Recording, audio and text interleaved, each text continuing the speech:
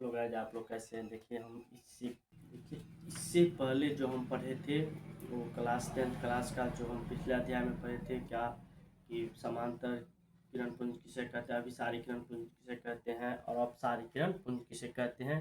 इससे अगला टॉपिक है जो हम पढ़ने अभी जा रहे हैं, जो हमारा प्रकाश का प्रकीर्णन, जो क्या है यहाँ पे प्रकाश का प्रकीर्णन जो अभी पढ़ने जा रहे हैं हम, प्रकाश का प्रकीर्णन। प्रकाश जब सूक्ष्म कणों पर पड़ता है, जब प्रकाश सूक्ष्म कणों पर पड़ता है तो वे कण उन पर पड़ने वाले कुछ ऊर्जा को क्या करता है, अवशोषित कर फिर उसे चारों ओर विकिरित कर देता है। इस प्रक्रिया को हम क्या कहते हैं, प्रकाश का प्रकीर्णन। जब प्रकाश सूक्ष्म कणों पर पड़ता है तो उन पड़ने वाली प्रकाश की किरण को क्या है तो सभी दिशाओं में क्या करता है, वो फैला देता है, वो चारों दिशाओं में क्या करता है, विकिरित कर देता है। इसी प्रक्रिया को हम क्या कहते हैं, प्रकाश का प्रकीर्णन। क्या कहते हैं यहाँ पे, प्रकाश का प्रकीर्णन कहते हैं। अगला है पारदर्शी, पारभासी और अपारदर्शी। देखिए हम पढ़ने जा रहे हैं पारभासी। पहला पढ़ेंगे पारदर्शी, जिनसे होकर प्रकाश आसानी से पार कर जाते हैं उसे हम क्या कहते हैं, पारदर्शी कहते हैं। जिनसे होकर प्रकाश तो आसानी से आर पार कर जाते हैं उसे हम क्या कहेंगे, पारदर्शी पदार्थ कहते हैं। क्या कहेंगे यहाँ पे, पारदर्शी पदार्थ कहेंगे। जैसे कि कांच होता है, पानी होता है, हवा होता है। जैसे ही हम कांच लेंगे तो कांच में जब हम टॉर्च मारेंगे तो उससे आर पार हो प्रकाश क्या हो जाएगा, उससे आर पार हो जाता है। इसी को हम क्या कहते हैं, पारदर्शी कहते हैं।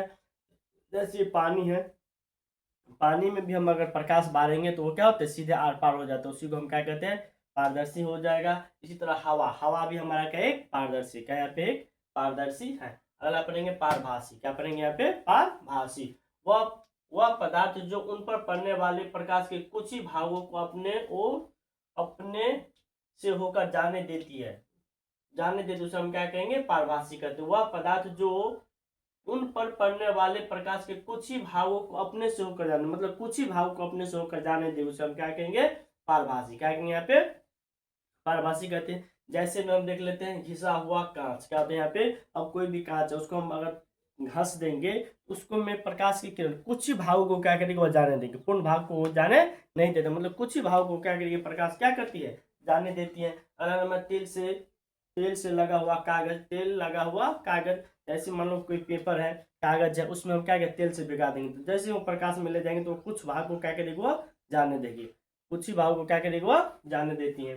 जैसे बैलून का रबर हुआ तो आंख का पलक होता है, यह सब क्या होता है यहाँ पे, पारभासी होता है। क्या यहाँ पे, पारभासी होता है। अगला पढ़ेंगे अपारदर्शी पदार्थ। क्या पढ़ेंगे यहाँ पे, अपारदर्शी पदार्थ, जो प्रकाश को अपने से होकर नहीं जाने देती है, जो जो प्रकाश को अपने से होकर जाने नहीं देती उसे हम क्या कहते हैं, अपारदर्शी। क्या कहते हैं, अपारदर्शी कहते हैं। जैसे होता है लकड़ी होता है, टेबुल होता है, कुर्सी होता है, बेंच होता है, इनसे जैसे हम प्रकाश इस पे डालेंगे तो क्या होता है, एक दूसरे से आर पार क्या होगा, नहीं होने देगा। क्या होगा यहाँ पे, नहीं होने देगा। इसी को हम क्या कहेंगे, अपारदर्शी। क्या कहेंगे यहाँ पे, अपारदर्शी पदार्थ कहते हैं।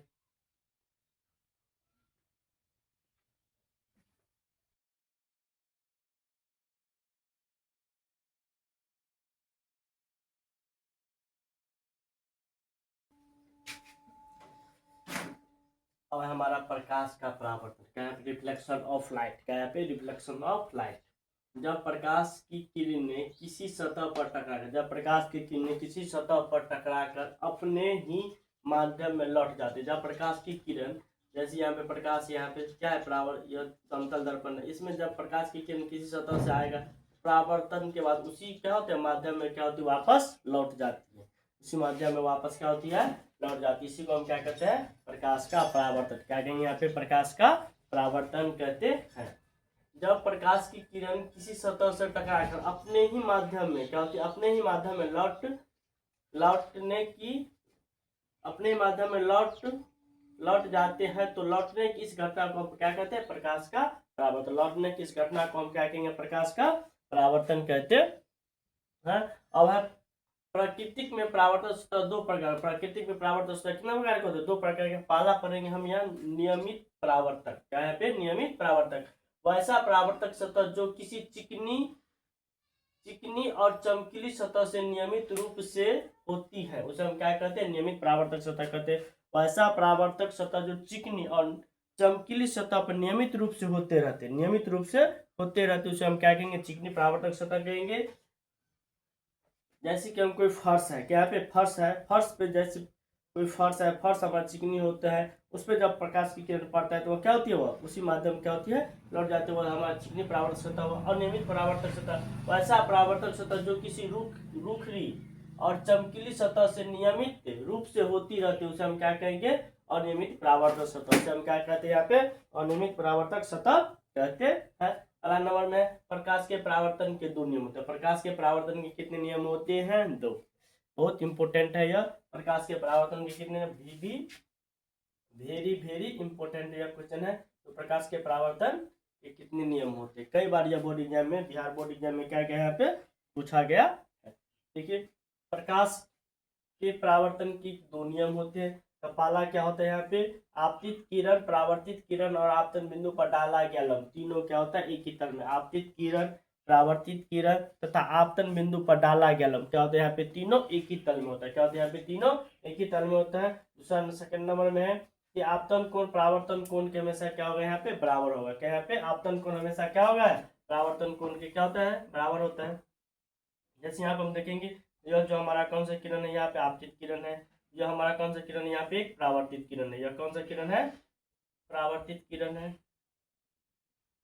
ये जो किरण जो आ रहा है, यह प्रकाशीय किरण कौन सा किरण है, आपतित किरण है। कौन सा किरण है, यहाँ पे आपतित किरण, यह हमारा आपतित किरण है।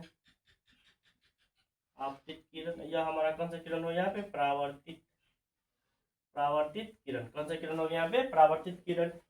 तो आपतित किरण और यह हमारा परावर्तित, ये इसके बीच में डाला गया लंब हमारा क्या होता है, यहाँ पे अभिलंब। क्या होता है, यहाँ पे इसके बीच में डाला गया लंब हमारा क्या होता है, अभिलंब। इसको हम क्या कहेंगे, अभिलंब।